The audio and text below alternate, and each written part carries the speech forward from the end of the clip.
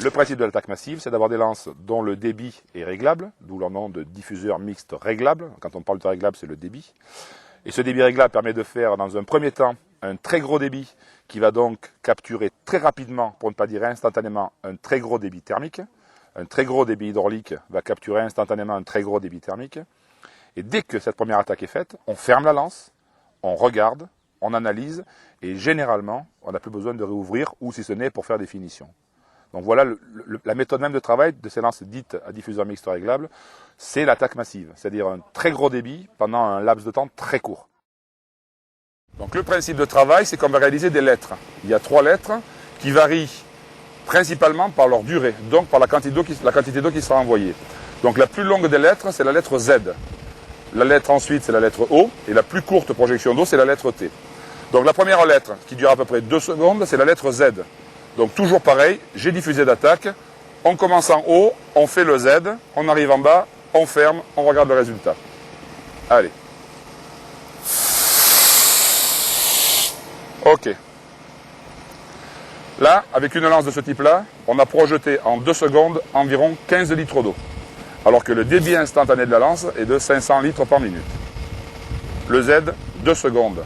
Le haut, il va durer 1 seconde et demie. Donc on fait le haut, on part d'en haut, on tourne.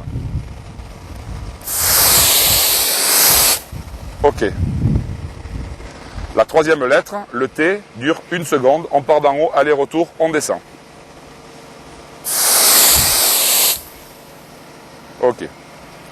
Donc les 3 lettres varient pour la Z de 18 litres à 10 litres, moins de 10 litres pour le T. Alors que le débit instantané est de 500 litres par minute. Maintenant, on va faire un essai dans un volume et tu vas voir que la totalité du volume est pleine de vapeur d'eau. Voilà, on va s'arrêter par là. Position d'attaque, donc un genou à terre. On se cale correctement. On se cale correctement parce que je te rappelle que vu la portée de la lance, on n'a pas besoin de progresser. Donc le recul va être important parce qu'on est quand même à 500 litres par minute.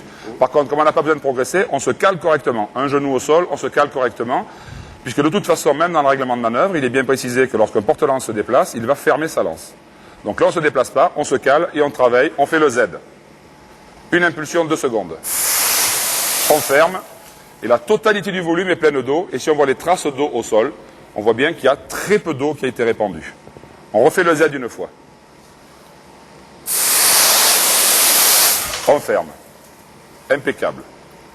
Maintenant, on va faire le haut. On fait le haut. Impeccable. On refait le haut une fois.